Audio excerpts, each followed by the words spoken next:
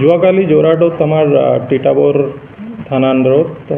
ব্ৰিঞ্চা এক গাঁও আছে, তাতে দীপাংকৰ গগৈ এলিয়াছ টাইচিং অসমৰ ছুচাইডৰ কেছ হৈছে। তাৰ কাৰণে মই কিছুমান তথ্য আপোনাৰ লগত সাझा কৰিব বিচাৰিছোঁ।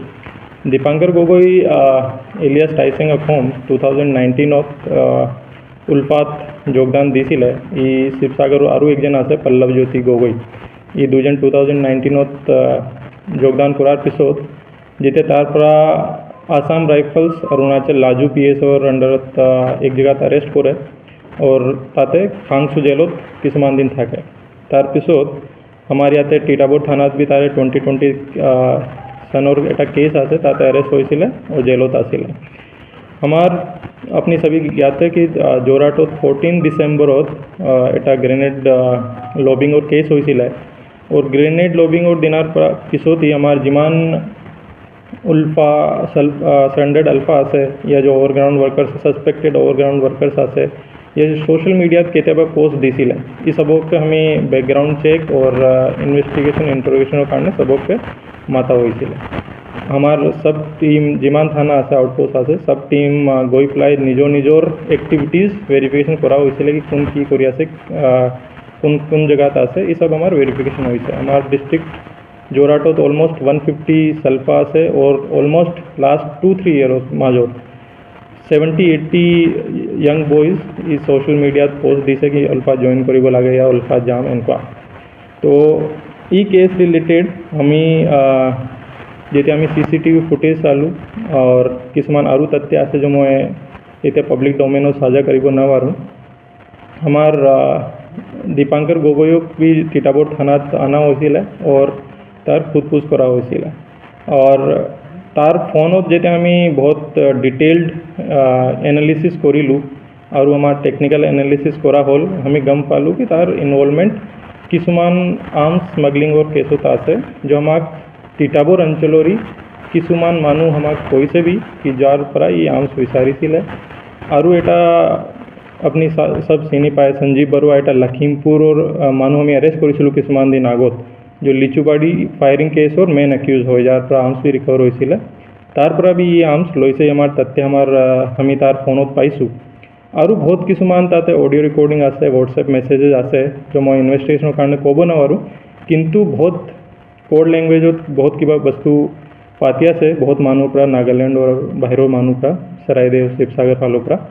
এই সব বস্তু ভেৰিফিকেশ্যনৰ কাৰণে আমি টাইম লাগে, কৰবৰেট কৰিবৰ কাৰণে হোৱাটছএপ মেছেজেছ কৰবৰেট কৰিবৰ কাৰণে টাইম লাগে। এইকাৰণে তাকে সোধপোছ কাৰণে মাতা হৈছিলে আৰু যিমান টাইম ই থানাত আছিলে ইয়াৰ ইণ্টাৰোগেশ্যনত আছিলে সব বাই ল' আণ্ডাৰ দ্য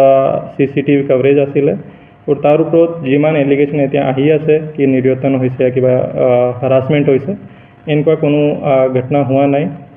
আৰু যিদিনাই মিচিং হৈছে ৰাতিপুৱা নিজৰ ঘৰৰ পৰা ওলাই গৈছে, আমাক মাধৱপুৰ আউটপোষ্টত তেখেতৰ পেৰেণ্টছ এটা জাননী বি দিছে, মিচিং ৰিপৰ্ট দিছিলে। তাৰপিছত যোৰহাট তিতাবৰ PS আৰু মাধৱপুৰ আউটপোষ্টৰ PS মানুহ অলপ বিচাৰ বি কৰিছিলে। তাৰপিছত এইটো পোৱা গৈছে বডি, তাৰ ঘৰৰ পিছফালে হেঙিং কণ্ডিশ্যনত পোৱা গৈছে। অলৰেডি আমাৰ মাননীয় আৰক্ষী সঞ্চালক প্ৰধান মহোদয় এই কেছত যিমান এলিগেশ্যন আছে তাৰ ওপৰত IGP ইষ্টাৰ্ণ ৰেঞ্জৰ পৰা এটা ইনকুৱাৰী অলৰেডি দিছে আৰু যো এলিগেশ্যন আছে তাতে ইনকুৱাৰীত আহি যাব। ফেক্টছ এণ্ড ফিগাৰ্ছ ইমানেই আছে, কিন্তু আমি তাৰ মোবাইলত বহুত ইনক্ৰিমিনেটিং মেটেৰিয়েলছ আমি পাইছোঁ আৰু এতিয়ালৈকে বি আমাৰ তদন্ত অব্যাহত আছে আৰু অব্যাহত থাকিব। আৰু যিকোনো ডেভেলপমেণ্টছ হয় আমি আপোনাক ডিউ কোৰ্ছ অফ টাইমত জনাই দিম। পৰিয়াললোকে কৈ আছে যে তেওঁ মানে যেতিয়া মাইগ্ৰেট কৰি আছে, দাবী কৰি আছে। মই পাব্লিক প্লেটফৰ্মত ইনভেষ্টিগেশ্যনৰ কাৰণে বহুত বস্তু সাझा কৰিব নোৱাৰোঁ, কিন্তু তাৰ মোবাইলত বহুত কিবা বস্তু পাই গৈছে। ই আৰ্মছ ৰিলেটেড আছে, আৰ্মছ স্মাগলিং আছে আৰু বহুত কিনো বস্তু আপুনি জানে কি লগে লগে হোৱাটছএপ মেছেজ ডিলিট কৰি দিয়ে, কিন্তু কোড ৱাৰ্ডত বহুত কিবা বস্তু আছে। ৰিচেণ্টলি 5 ডিচেম্বৰৰ পৰা 8 ডিচেম্বৰ মককচুং ভিজিট কৰিছিলে, তাৰ আগত অৰুণাচলত বি আছিলে। এই সব বস্তু অলপ ইনভেষ্টিগেশ্যনৰ পাৰ্ট আছে, কিন্তু জাষ্ট ফৰ ফেক্টছ আমি সাझा কৰিছোঁ। 5 ডিচেম্বৰ to 8 ডিচেম্বৰ।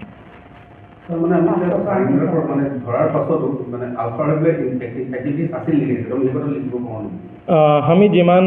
ইনভেষ্টিগেশ্যনত গম পাইছোঁ, ই এটা পলিচি হ'ব পাৰে শ্বৰ্ট টাৰ্ম কোৰ্স তাতে দিয়া যোৱাৰ পিছত আকো পঠাই দিয়ে আৰু এইটো বহুত কিবা বস্তু আমি ষ্ট্ৰংলি সাসপেক্টেড কি আলফা হৈ প্লাই কৰি থাকে এইটো অলমোষ্ট নিশ্চিত আছিলে কি তাৰ বহুত ক্ৰাইমৰ ইনভলভমেণ্ট এতিয়া ওলাই পৰিছিলে আৰু তাৰ ওপৰত এইটো এটা প্ৰেছাৰ থাকিব পাৰে এইটো আমি ৰুল আউট কৰিব নোৱাৰোঁ আৰু কিয়কি আমি এতিয়া বি তাৰ মোবাইল চাই আছোঁ বহুত কিবা বস্তু এতিয়া বি ওলাই আছে তো হ'ব পাৰে উলফা ৰিলেটেড আছে ইউপি এক্টৰ কেছ ৰেজিষ্টাৰ হৈছিলে 2020 চনত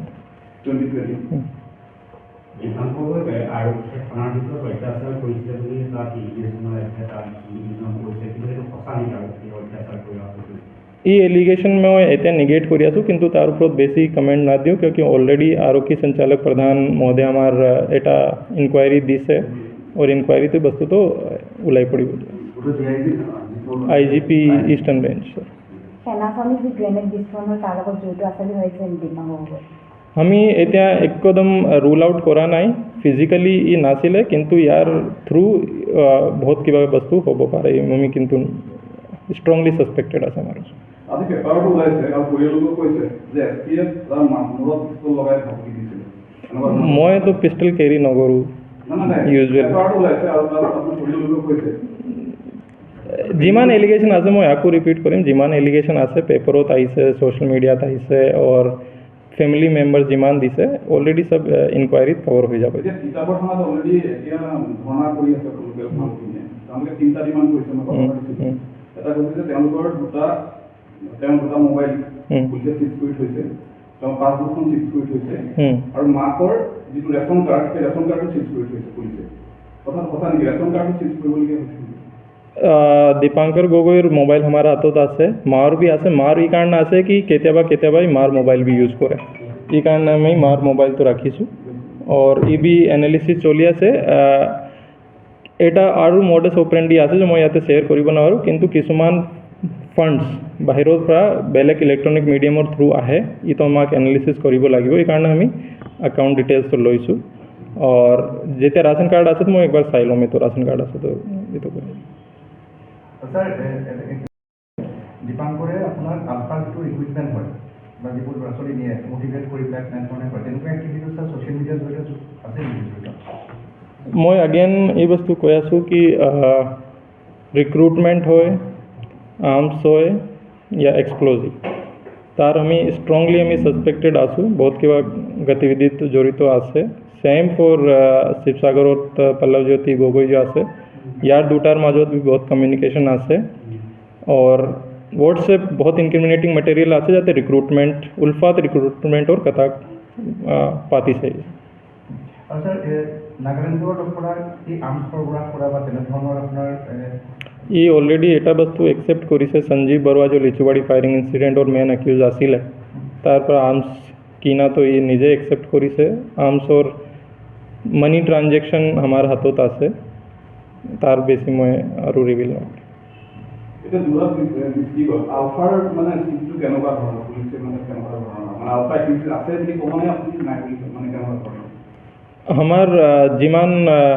हमार हाथों तथ्य আছে इनको एक्टिव कार्डर हमार जोरहाट डिस्ट्रिक्ट নাই কিন্তু 2020 অলরেডি দুইজন আমার ইয়ার পৰা মিসিং হয়েছিল একজন অলৰেডি উলফাত আছে তো তথ্য আমাৰ হাতত আছে তো আমি বিলকুল ৰুল আউট কৰিব নোৱাৰোঁ কি সব এক্টিভিটিজ আলফাৰ ইয়াতে হেক হৈ গৈছে কিন্তু আমাৰ চকু আছে আমি প্ৰপাৰ যিমান মেজাৰ্ছ আছে আমি লৈ আছোঁ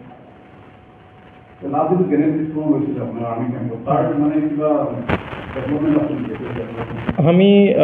টেকনিক্যাল এনালিসিস কৰি আছোঁ আৰু আমাৰ হাতত ষ্ট্ৰং লিড আছে মই ভাবোঁ কি এইটো আমি ক্ৰেক কৰিব লাগিব এইটো হ'বই স্বীকাৰ কৰিছে নিজৰ প্ৰেছ বিজ্ঞপ্তি ই আমি সাসপেক্ট কৰি আছোঁ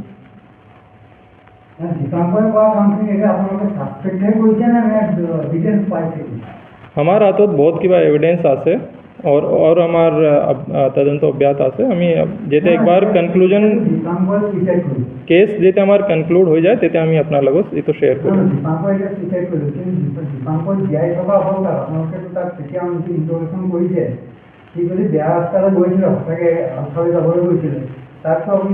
ভাল ৰাস্তালৈ ঘূৰাই নিব পৰা আপোনালোকৰ যিটো ব্যৱস্থা আছিলে CMও কৈ আছে যে